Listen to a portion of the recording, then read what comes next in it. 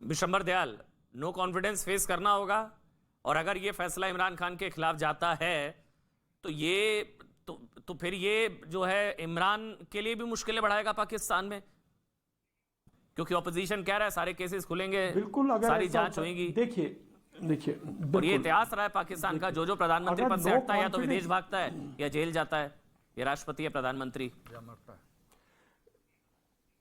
देखिए अमन, सबसे बड़ी बात तो ये है कि जो मेरा अपना मानना ये है कि जो स्पीकर का एक्शन है उसको तो वो क्रिटिसाइज करेगा और उसको नल एंड वॉइड भी कर दे, लेकिन वो दोबारा असेंबली को कैसे, क्योंकि उस विंडो में, उस पर्टिकुलर विंडो में जब स्पीकर ने अपनी सूझबूझ से, जो ये भाई है ऐसे इनके वर्ड्स होते हैं, अपनी सूझबूझ से उसको खारिज कर दिया और कोई वोटिंग नहीं करवाई, तो उस विंडो में तो जब खारिज हो गया तो वो प्राइम मिनिस्टर है ना, वो तो नो कॉन्फिडेंस वो फेस ही नहीं हुआ ना, वो तो नो कॉन्फिडेंस मोशन का कोई मीनिंग ही नहीं आता, उस पर वोटिंग नहीं हुई, तो उस दौरान उन्होंने असेंबली बंद करवा दी। प्रेसिडेंट भी इन्वॉल्व है ना इसमें, तो सुप्रीम कोर्ट, जब सुप्रीम कोर्ट अब कैसे इस पूरे को, ना वो असेंबली को रिकंस्टिट्यूट कर सकते, ना बुला सकते, ये इनके कॉन्स्टिट्यूशन, इनके लीगल सिस्टम में कहीं भी नहीं है ना, और ना वो प्रेसिडेंट को कुछ एडवर्स वो दे सकते, तो ये कहीं ना कहीं एक बहुत अच्छा रास्ता निकालेंगे क्रिटिसाइज करके और एक लंबी चौड़ी बात करके और इलेक्शन की मुहिम देंगे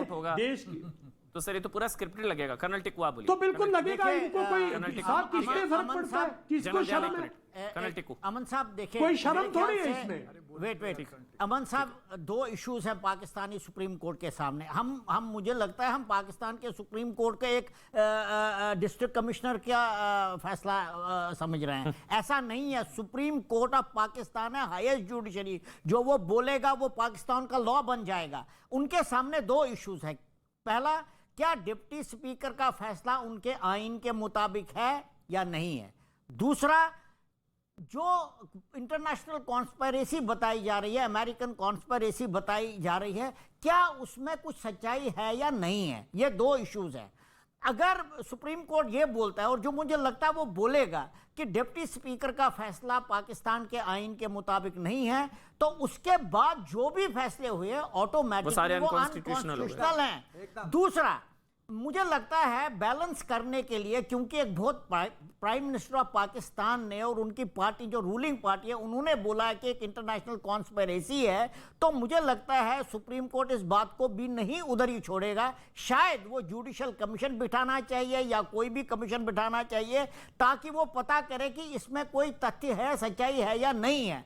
जहां तक कि डिप्टी स्पीकर का फैसला है, अगर वो अनकॉन्स्टिट्यूशनल उन्होंने डिक्लेयर किया, तो मैं मानता हूं उसका सबसे पहला इंप्लीकेशन यह है कि वोट ऑफ नो कॉन्फिडेंस पर वोटिंग होगी, और वोटिंग होने के बाद जो कॉन्स्टिट्यूशन में लिखा है वैसे कार्रवाई की जाएगी। जहां तक इलेक्शन करने का ताल्लुक है, इलेक्शन तो फिर वही कराएगा जो वहां पर प्राइम मिनिस्टर होगा। मुझे नहीं लगता सुप्रीम कोर्ट ऑफ पाकिस्तान यह फैसला करेगा कि अगले 7 महीने तक कोई इंटरिम प्राइम मिनिस्टर होगा। ऐसा हो सकता है डेमोक्रेसी में, लोगों का राज है, जनता का राज है, जनता इलेक्ट करेगी, और जनता ने जब एमएनएज इलेक्ट किए हैं तो एमएनएज जिसकी मेजॉरिटी पार्लियामेंट में होगी, नेशनल असेंबली होगी, वही प्राइम मिनिस्टर बन सकता है। तो फिर एक मिनट, कमर चीमा, ये इंपॉर्टेंट है, कमर चीमा, ये इंपॉर्टेंट है कि अगर डिप्टी स्पीकर के फैसले को अनकॉन्स्टिट्यूशनल, तो फिर पीएम कौन?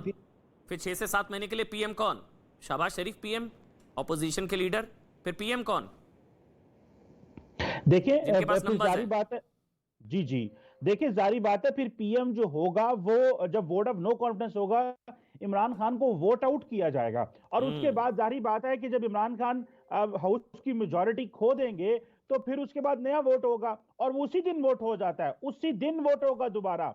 और वहां पे जो पार्लियामेंट में तकरीबन उनके पास नंबर काफी ज्यादा है, 172 चाहिए होते हैं, तो अपोजिशन के पास नंबर काफी ज्यादा है। हाँ, एक बड़ा क्राइसिस आ सकता है, और वो ये है कि जो रूलिंग पार्टी पीटीआई है वो ये कह सकती है कि बहुत सारे मेंबर नेशनल असेंबली उनकी पार्टी के टूट के ऑपोजिशन में गए हैं, सो लिहाजा हम सुप्रीम कोर्ट में जाएंगे और उनके खिलाफ इलेक्शन कमीशन में जाएंगे, और उनके खिलाफ जो है वो हम एक्शन लेंगे, कानूनी एक्शन लेंगे। तो उसके ऊपर भी 3-4 महीने लग सकते हैं कि क्या एक्शन उनके ऊपर आता है, क्योंकि अपोजिशन के पास मेजॉरिटी नहीं थी। अगर इमरान खान के मेंबर नेशनल असेंबली टूट के उधर ना जाते, क्योंकि ये कानून भी है पाकिस्तान में फ्लोर क्रॉसिंग का, फ्लोर क्रॉसिंग नहीं की जा सकती, तो मसाइल तो बहुत ज्यादा होंगे। एक लड़ाई झगड़ा होगा, तो शायद इसके हवाले से सुप्रीम कोर्ट ये कह सकती है कि इलेक्शन जल्द अज जल्द कराए जाएं और मामलात खराब वरना होंगे। तो ये तो लग रहा है कि इस साल पाकिस्तान में इलेक्शन होंगे, लेकिन मेरा ख्याल है शहबाज शरीफ वजीर आजम भी बनेंगे, भले थोड़ी देर के लिए बने।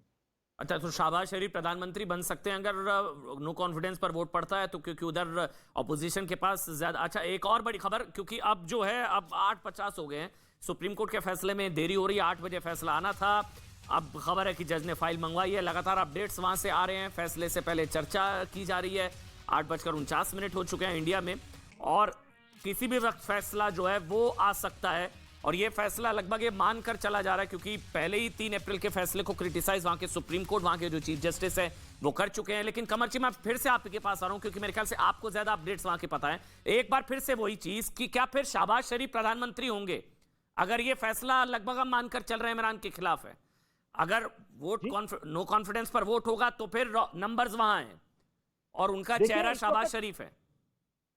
जी जी, जारी बात है, क्योंकि शहबाज शरीफ के पास जो मेंबर नेशनल असेंबली है, उनकी पार्टी सेकंड हाईएस्ट उनके पास वोट है नेशनल असेंबली में। और मजे की बात यह है कि इसी तरह पंजाब असेंबली, जो कि 11 करोड़ सूबे की असेंबली है, वहां पे शहबाज शरीफ का बेटा चीफ मिनिस्टर बनेगा, क्योंकि वहां पे भी अब जो है वो उनके पास नंबर ज्यादा है और इमरान खान की जमात के लोग टूट के अब तो पीटीआई पीएमएलएन का हिस्सा बन गए हैं। तो लगता यह है कि मरकज में भी और पंजाब में भी इमरान खान सिर्फ अपनी मेजॉरिटी खो गए हैं, जिसकी वजह से वो इस वक्त पैनिक में है, घबराए हुए हैं, कभी कोई एक्शन लेते हैं, कभी कोई एक्शन लेते हैं, ताकि किसी तरीके से मैं इलेक्शन में चला जाऊं और ये अपोजिशन की पार्टी के पास ताकत ना है, क्योंकि उनको डर है कि ये कोई कानून ना बदल दें। क्योंकि इमरान खान ने कुछ कवानीन इस तरह बनाए थे इलेक्शन के हवाले से, जो उन्होंने अकेले ही बना लिए, पॉलिटिकल पार्टीज को साथ नहीं लिया। उन्होंने कुछ कवानीन इस तरह बनाए कि उन्होंने दोनों हाउसेस को, अपर हाउस और लोअर हाउस को इकट्ठा कर लिया और जॉइंट हाउस से जो रूलिंग जो फैसले कानून बनवा लिए। तो वो एक कंसेंसस फैसले नहीं है। कॉन्स्टिट्यूशन ऑफ पाकिस्तान के हवाले से या इलेक्शन के हवाले से जो फैसले होने चाहिए, उसमें कम से कम तमाम पार्टीज का कंसेंसस होना चाहिए। इमरान खान की ये खूबी है या खामी है, जिस तरह भी आप समझें, वो कंसेंसस पसंद नहीं करते। वो कहते हैं जो मैं कहता हूं, जो मैं सोचता हूं, यही होना चाहिए, ऐसे ही होना चाहिए और बाय हुक और क्रुक मुझे ये चीजें करनी है। बाकी सियासी जमातें वक्त के साथ टाइम गुजार के उनको काफी हद तक समझ है कि भले कुछ देना पड़े या करना पड़े, लेकिन सियासी जमातों को साथ लेके चलो, कंसेंसस पैदा करो। तो इमरान खान को सबसे बड़ा प्रॉब्लम यह है कि उन्होंने 3.5 साल ऑपोजिशन के साथ बैठे ही नहीं है।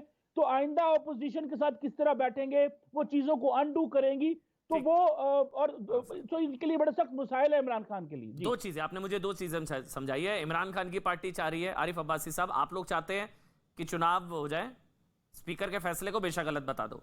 ऑपोजिशन चाहता है नो कॉन्फिडेंस वोट हो, हमारा प्रधानमंत्री हो, फिर हम जो है फिर चुनाव में बेशक जाए, क्योंकि आपके पास नंबर्स तो नहीं है। अगर नंबर्स होते तो आर्टिकल 5 कहां से आता है ना अब्बासी साहब? नंबर्स तो है नहीं। अगर आपके पास नंबर्स होते तो आर्टिकल 5 कहां से आता अब्बासी साहब?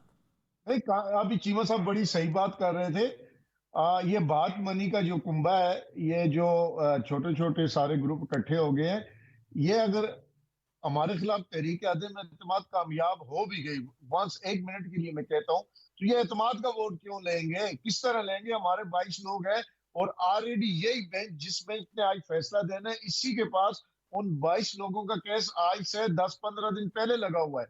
उस केस की ये हायरिंग कर रहे थे, बीच में ये आ गया और ये एक ही बेंच है। तो हो सकता है, मैं एक्सपेक्ट कर रहा हूँ कि आज उन 22 लोगों के बारे में भी जो काफी हेयरिंग हो चुकी है, 8-10 हेयरिंग हो चुकी है, वो भी उनके बारे में भी सुप्रीम कोर्ट कोई डायरेक्शन दे दे। अगर वो 22 लोग निकाल दे तो ये 172 कहां से पूरे करेंगे? जीडीए हमारे साथ खड़ी है, पीएमएलक्यू के 4 वोट हमारे साथ हैं। अगर हमारे 22 लोग निकल जाए, ये 172 का जो फिगर है ये नहीं पूरा कर सकते। तो हम ये समझते हैं अगर हमारे खिलाफ अगर 1 मिनट डिस्क्वालिफिकेशन क्लास के बावजूद हमारे 22 लोगों को ये खड़ा कर देते हैं, वहां वो काउंट हो जाते हैं, जो कि वो केस सुप्रीम कोर्ट में है, तो फिर उसके बाद